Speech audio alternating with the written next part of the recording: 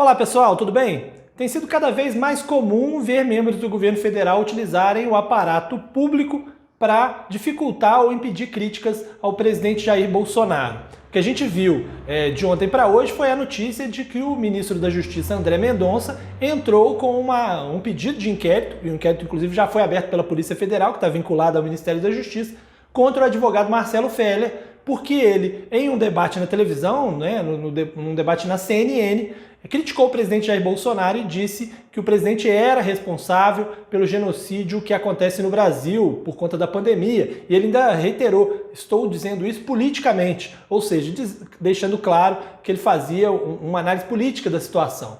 Não é a primeira vez que o André Mendonça utiliza o cargo para tentar abrir investigações contra críticos do presidente Jair Bolsonaro. Aconteceu com Alexandre Schwartzman, da Folha, aconteceu com o Aroeira, aconteceu com o Ricardo Noblat, né? Ele já disse que vai fazer o mesmo contra o Rui Castro, da Folha, e também mais uma contra o Noblat. Isso preocupa porque, no fim das contas, muita gente que votou no atual governo e grande parte do eleitorado do presidente dizia que estava votando nele para que o Brasil não se transformasse em uma nova Venezuela, né? E o que a gente vê quando a gente vê restrições ao direito de informação, né, ou pressões políticas para que as opiniões não sejam críticas ao governo, a gente vê mais ou menos um regime autoritário, e é preocupante que a gente esteja vendo isso. A gente está no início dessa trajetória, mas que se a gente não criticar e não apontar agora, lá na frente, quando for efetivamente proibido, vai ser muito pior. O que me preocupa também é porque isso não parte apenas do ministro André Mendonça no Ministério da Justiça. A gente vê aliados do presidente em outros órgãos de governo ou em outros órgãos da administração pública, fora até da esfera federal, que também têm atuação para, de certa forma, cutucar ali os críticos do presidente, né? A gente viu, por exemplo, lá no Rio de Janeiro, um delegado da Polícia Civil que tem tomado uma série de ações contra críticos do presidente. Por exemplo, o youtuber Felipe Neto acabou sendo indiciado lá por casos bastante antigos após começar a criticar mais duramente o presidente. Eu vi essa semana também o Augusto Aras, né, procurador-geral da República, exigir que um jornalista da revista Época entregasse documentos relativos a uma reportagem que fez também contra o presidente, contra a ABIN e o GSI, ferindo o artigo 5º da Constituição que prevê o sigilo da fonte.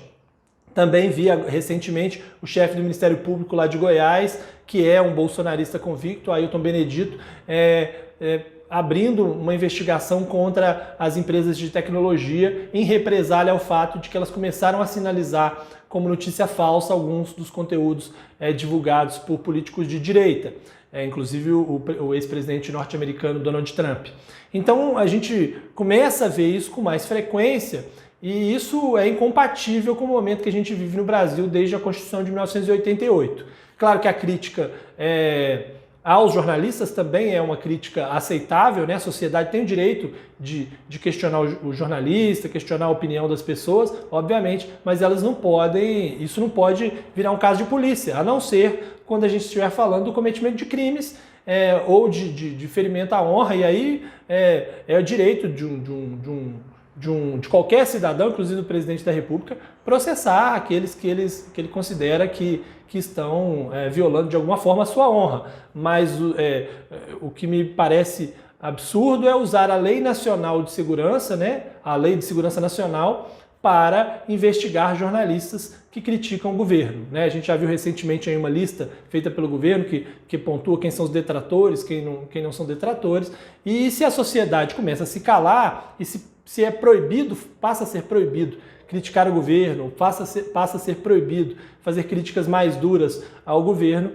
acaba que um governo pode fazer o que quiser, e não é assim que uma sociedade evolui, né? No mundo inteiro, as sociedades mais abertas são sociedades que evoluem mais, né? Eu vejo o governo critica muito, né, ditaduras, e que são efetivamente ditaduras. A China, por exemplo, é uma ditadura, a Coreia do Norte é uma ditadura, a Venezuela é um regime autoritário que para muita gente é uma ditadura efetivamente colocada, e se a gente critica todos esses, né, a gente não pode querer que a mesma coisa aconteça no Brasil.